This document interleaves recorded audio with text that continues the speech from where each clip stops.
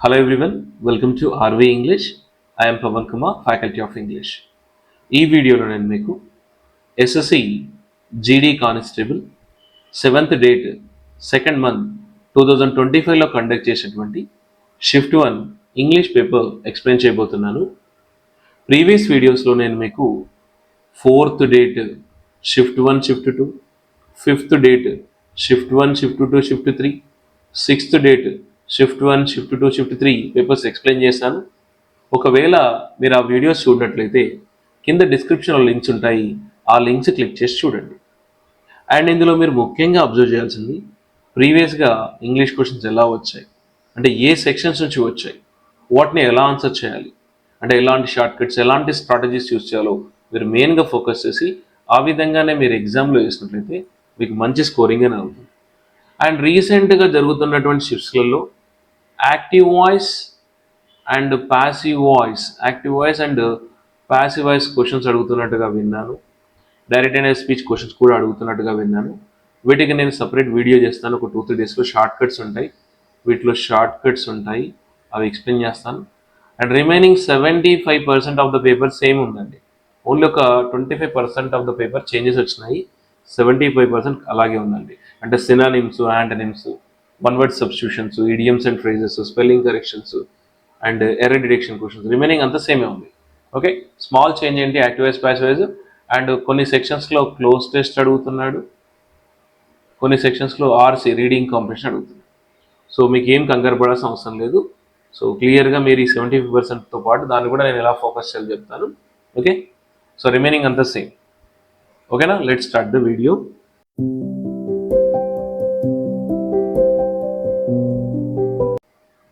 Look at the first question. First question వచ్చేసి మీకు ఇక్కడ ఆఫర్ అనే ఒక వర్డ్ ఇచ్చాడు, దానికి యాంటనిమ్ ఏంటో ఫైండ్ అవుట్ చేయమన్నాడు, అంటే అపోజిట్ మీనింగ్ ఇచ్చాడు.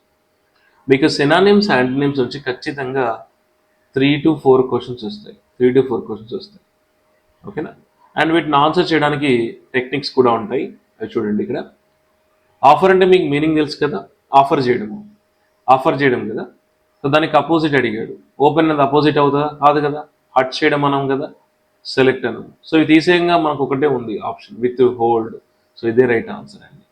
సో ఇలా ఎలిమినేట్ చేస్తూ కూడా మనం ఆన్సర్ చేయొచ్చు. విత్ హోల్డ్ అనే మీనింగ్ తెలియకుండా మీరు ఆన్సర్ చేయొచ్చు. విత్ హోల్డ్ అంటే మీనింగ్ వచ్చేసి టు రిఫ్యూజ్ టు గివ్ అనే మీనింగ్ వస్తుంది, అంటే ఇవ్వడానికి రిఫ్యూజ్ చేయడం అనమాట. ఆఫర్కి అపోజిట్ ఏంటంటే రిఫ్యూజ్. క్లియరా? సో వెరీ ఈజీగా ఆన్సర్ చేయొచ్చు. నెక్స్ట్ క్వశ్చన్ వచ్చేసి మనకు ఆప్షన్స్లో 4 వర్డ్స్ ఇచ్చాడు, అంటే అన్నీ కూడా లాంగ్వేజ్ అన్నాడు. అందులో కరెక్ట్లీ స్పెల్డ్ వర్డ్ ఏదో ఫైండ్ అవుట్ చేయమన్నాడు. అందులో 3 రాంగ్లీ స్పెల్డ్ ఉన్నాయి, ఒకటి మాత్రమే కరెక్ట్ ఉంది, దాన్ని ఫైండ్ అవుట్ చేయమన్నాడు. అండ్ స్పెల్లింగ్ కరెక్షన్స్ నుంచి ఖచ్చితంగా మీకు 2 క్వశ్చన్స్ వస్తాయండి. ఓకేనా, సో ఇందులో మరి కరెక్ట్లీ స్పెల్డ్ వర్డ్ ఏదంటే third one is the right answer. Language spelling వచ్చేసి LANGUID అంటామండి. లాంగ్వేజ్ మీనింగ్ వచ్చేసి వీక్. ఓకే, వీక్గా ఉండడము, టైర్డ్గా ఉండడము, ల్యాక్ ఆఫ్ ఎనర్జీ అని అంటాం.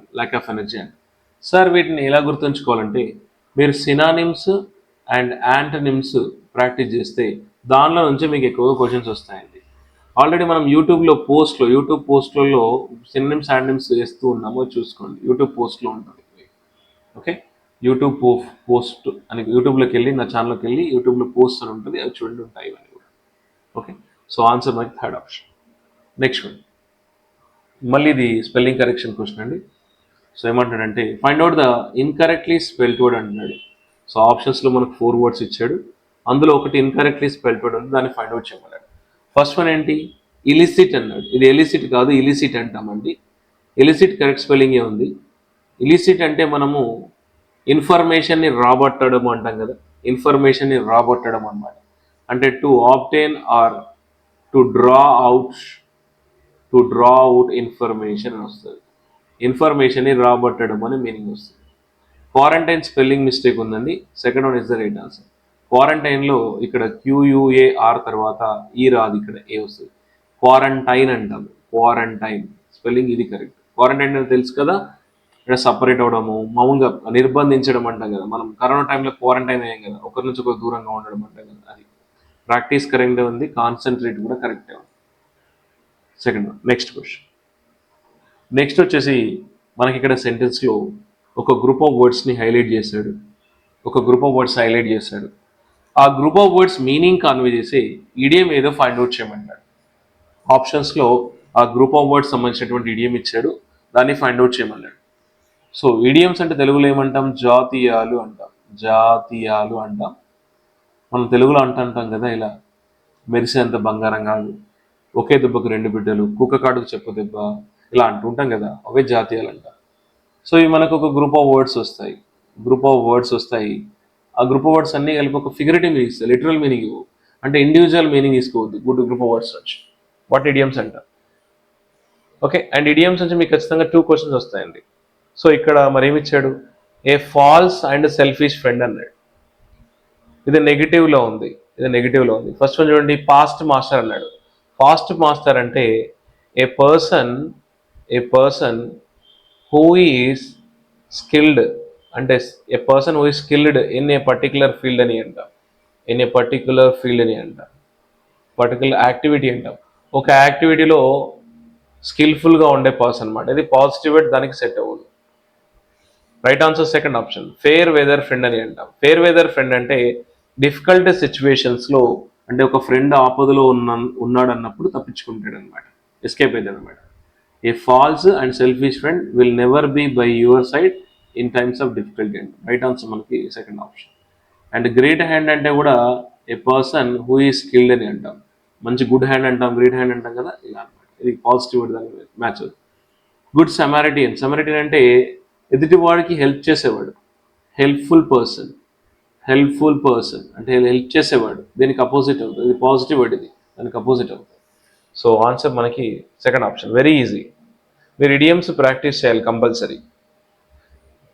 నెక్స్ట్, ఇక్కడ మనకు అబ్స్కండ్ అని ఒక వర్డ్ ఇచ్చాడు, దానికి యాంటోనిమ్ ఫైండ్ అవుట్ చేయమన్నాడు, అంటే అపోజిట్ మీనింగ్ ఇచ్చాడు. అబ్స్కండ్ అంటే ఏంటి, ఎస్కేప్ అవ్వడం అంటాం కదా, ఎస్కేప్ అంటాం కదా. సో ఇది నెగిటివ్ వర్డ్. సో అబ్స్కండ్ అంటే ఏంటి, ఎస్కేప్ అవ్వడం అంటాం కదా, ఇది నెగిటివ్ వర్డ్. దానికి అపోజిట్ ఎలా ఉండాలి, పాజిటివ్లో ఉండాలి. ఎండ్యూర్ అనేది పాజిటివ్ వర్డే, సహించడం అంటాం. ఫ్లీ అంటే పారిపోవడం, రన్ అవే అంటాము, పారిపోవడం, ఇది నెగిటివ్ వర్డ్, దానికి సినోనిమ్ అవుతుంది. హైడ్ కూడా నెగిటివ్ వర్డ్. విత్ డ్రా అంటే వెనక్కి తగ్గడం అంటాం కదా, ఇది కూడా నెగిటివ్ వర్డ్. రైట్ ఆన్సర్ మనకి ఫస్ట్ ఆప్షన్, ఎండ్యూర్. ఎండ్యూర్ అంటే సహించడము, భరించడము అంటాం కదా, అది. Okay, answer first option, very easy. Next question. Next వచ్చేసి మీకు ఇక్కడ ఒక సెంటెన్స్ ఇచ్చాడు, దానిలో find out the adverbial usage error అంటున్నాడు.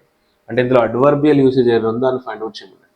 అడ్వర్బ్ అనగానే గుర్తుంచుకొని మనకు ఇది టైము తెలియజేస్తుంది, ప్లేసు తెలియజేస్తుంది, మేనర్ తెలియజేస్తుంది. మేనర్ అంటే మనకి ఎల్వే వస్తాయి వాటికి. ఫ్రీక్వెన్సీ తెలియజేస్తుంది, ఫ్రీక్వెన్సీ అంటే తరచుగా జరిగేది అనమాట. సో మనకు మేనర్ అంటే ఎల్వే వచ్చే వాటిని మనం అడ్వర్బ్ అని అంటాం. ఓకే, ఫ్రీక్వెన్సీ అంటే సెల్డము, నెవరు, ఎవరు, నెవరు, ఎవరు, రేర్లీ, సమ్ టైమ్స్ అంటాం కదా, అవి. సో ఇక్కడ ఏమి చెడుద్దాం. సో ఆలివర్ టోల్డ్ మియా సెల్డమ్ దాన్ వాకింగ్, సెల్డమ్ దాన్ వాకింగ్.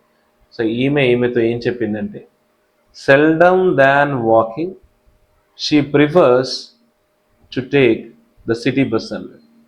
అంటే ఆమె నడిచే కన్నా బస్లో వెళ్తుంది అన్నాడు ఇక్కడ. అంటే she prefers to take the bus, city bus అన్నాడు.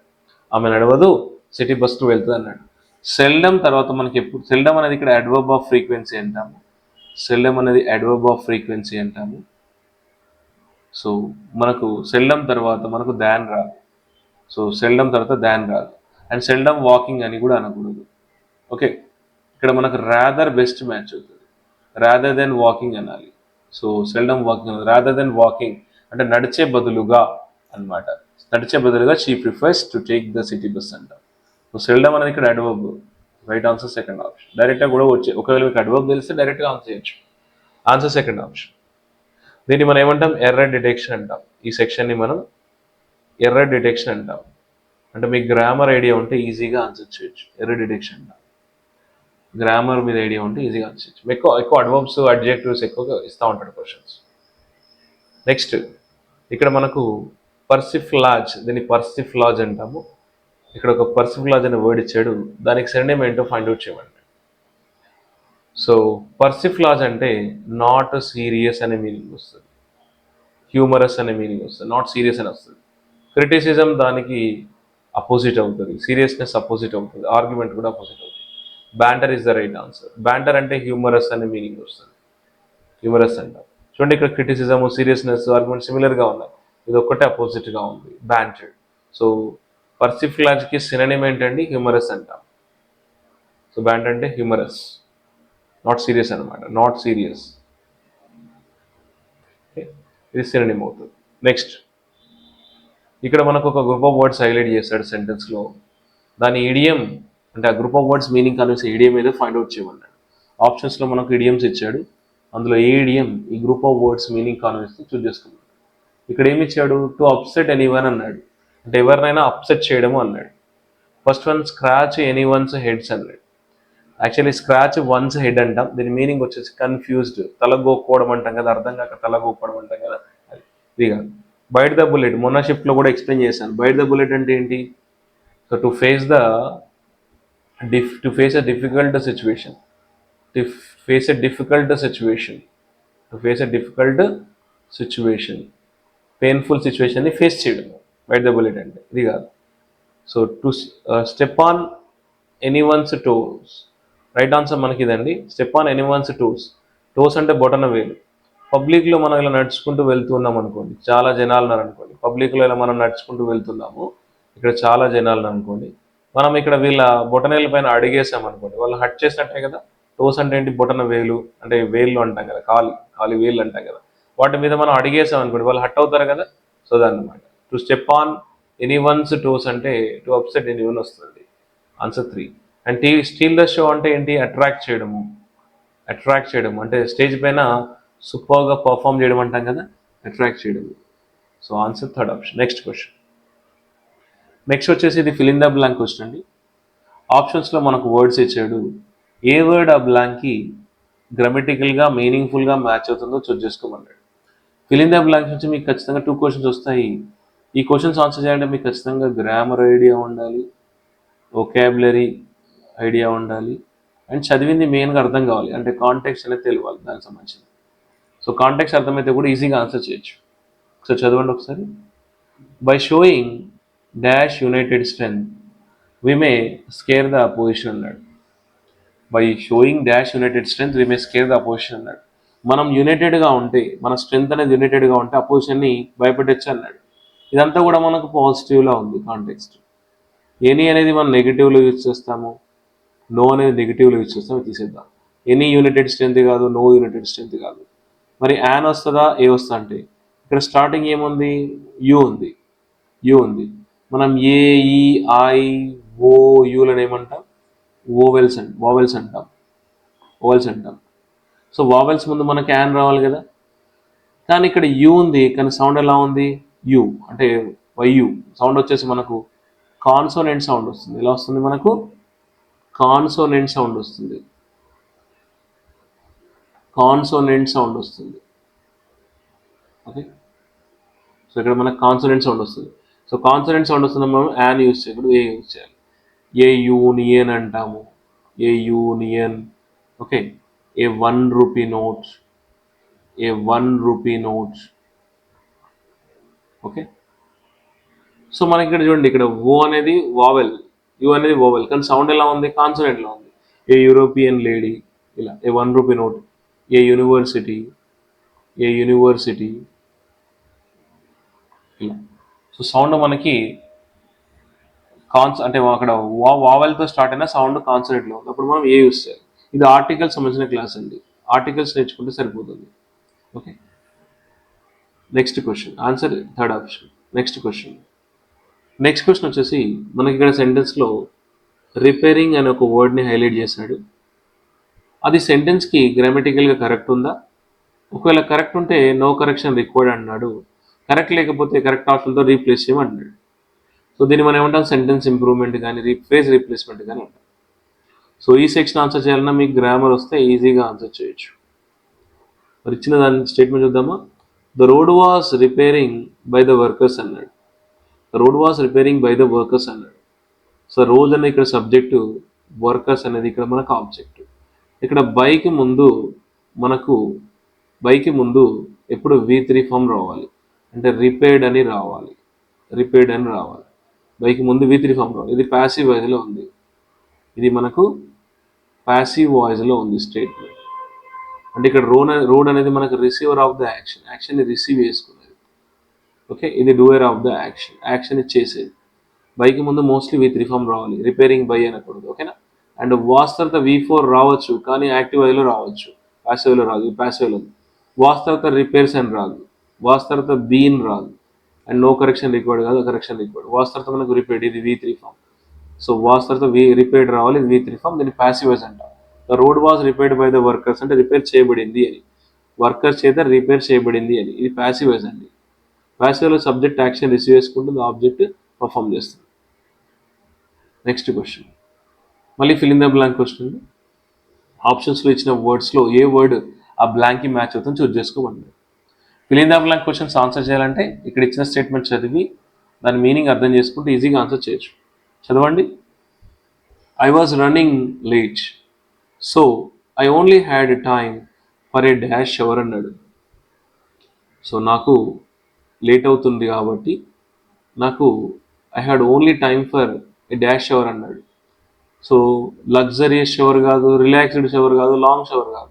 అక్కడ ఆల్రెడీ లేట్ అవుతుంది అన్నాడు కదా, లేట్ అవుతూ ఉండేది అన్నాడు కదా, రిలాక్స్ ఎట్ వస్తే లాంగ్ రాదు కదా, కాబట్టి క్విక్ షవర్ అంటాం, అంటే ఫాస్ట్గా స్నానం చేయడం అనమాట. So I was running late, so I only had time for a quick shower, అంటే ఫాస్ట్గా స్నానం చేసి వెళ్ళిపోయే టైం మాత్రమే ఉండే అనమాట.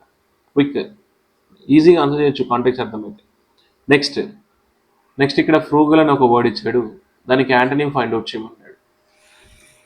ఫ్రూగల్ అంటే ఏంటి? మనీని వేస్ట్ చేయకపోవడము, మనీని ఎకనామికల్గా ఖర్చు పెట్టడము, ఆచితూచి ఖర్చు పెట్టడం అని మీనింగ్ వస్తుంది. ఇది మనకు పాజిటివ్ వర్డ్. ప్రుడెంట్ అనేది కూడా పాజిటివ్ వర్డ్, దీనికి అపోజిట్ అవ్వదు. ప్రుడెంట్ అంటే ఏంటి? వాయిస్, తెలివిగలవాడు, one who thinks everything carefully అని అంటాము. రైట్ అనేది కూడా పాజిటివ్ వర్డ్, దానికి అపోజిట్ అవ్వదు. స్పేరింగ్ అంటే ఎకనామికల్ అంటాము. డబ్బును ఆచితూచి ఖర్చు పెట్టడం అంటాము. So prodigal is the right answer. Prodigal అంటే వేస్ట్ఫుల్, అంటే డబ్బుని వేస్ట్ చేసేవాడు అనమాట.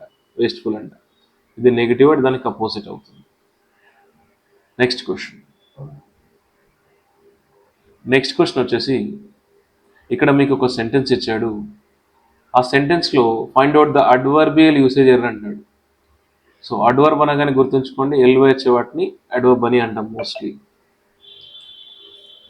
ఓకే, ఒకసారి చదవండి. Evelyn clearly packed her suitcase for the trip to Malaysia అన్నాడు.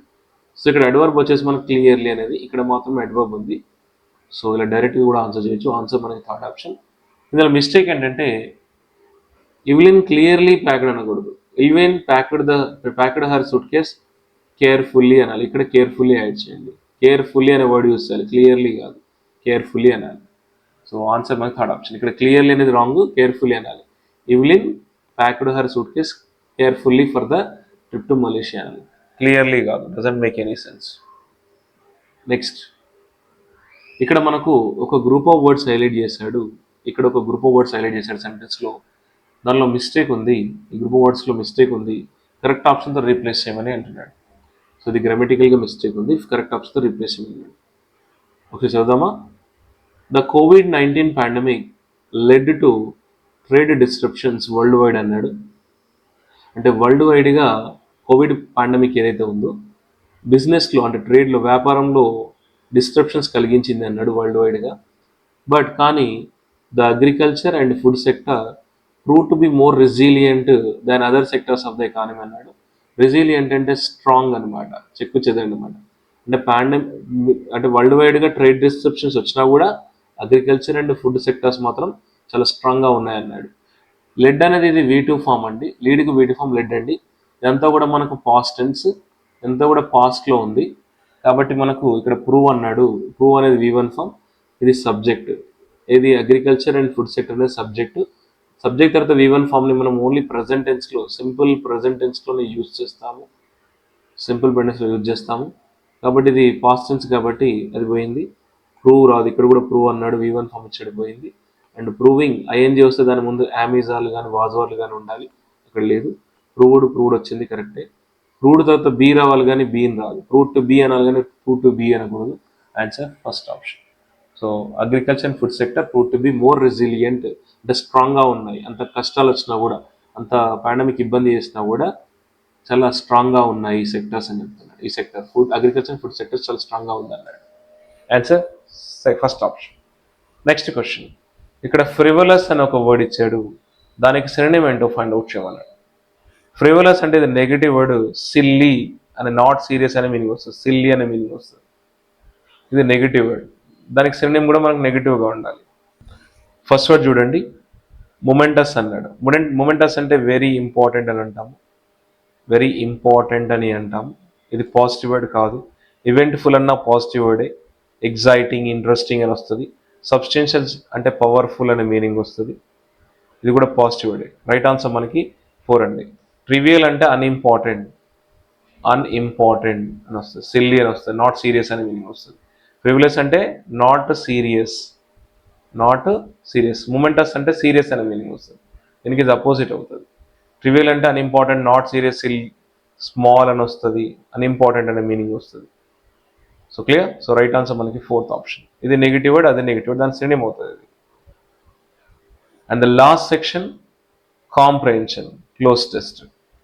క్లోజ్ టెస్ట్ అంటే ఏంటి? మీకు ఇలా ఒక ప్యాసేజ్ ఇస్తాడు, ఆ ప్యాసేజ్లో మీకు ఒక 5 బ్లాంక్స్ ఇస్తాడు.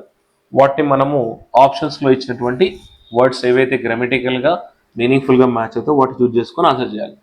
అండ్ రీసెంట్ సెక్షన్స్లో మనకు కొన్ని సెక్షన్స్లో క్లోజ్ టెస్ట్ ఇస్తున్నాడు, కొన్ని సెక్షన్స్లో ఆర్సీ ఇస్తున్నాడంట. ఆర్సీ ఇస్తే మాత్రం ప్యాసేజ్ మొత్తం చదవాలి, ప్యాసేజ్ మొత్తం చదివి ఆన్సర్ చేయాలి. క్వశ్చన్స్లో కీవర్డ్స్ ఉంటాయి. కానీ క్లోజ్ టెస్ట్ ఇచ్చినప్పుడు ఈ ప్యాసేజ్ అంతా చదవాల్సిన అవసరం లేదు. ఎక్కడైతే మనకు ఆ బ్లాంక్స్ ఉన్నాయో, ఆ బ్లాంక్స్, ఆ సెంటెన్సెస్ ఉన్నాయో, ఆ మీనింగ్ అర్థమైతే ఆన్సర్ చేయొచ్చు. ఫస్ట్ క్వశ్చన్ చూడండి. సో చదవండి. ఇక్కడ ఇచ్చే స్టేట్మెంట్ చదివితే దాని మీనింగ్ అర్థమైతే ఈజీగా ఆన్సర్ చేయొచ్చు. చదవండి. The worst days of any summer are the rainy ones అన్నాడు. ఇక్కడ దేని గురించి మాట్లాడుతున్నాడు? సమ్మర్లో వరస్ట్ డేస్ ఏంటంట అంటే వర్షం పడడం అంటాడు. The worst days of any summer are the rainy ones అన్నాడు. We spend all year looking forward to dash weather and long hard days అన్నాడు.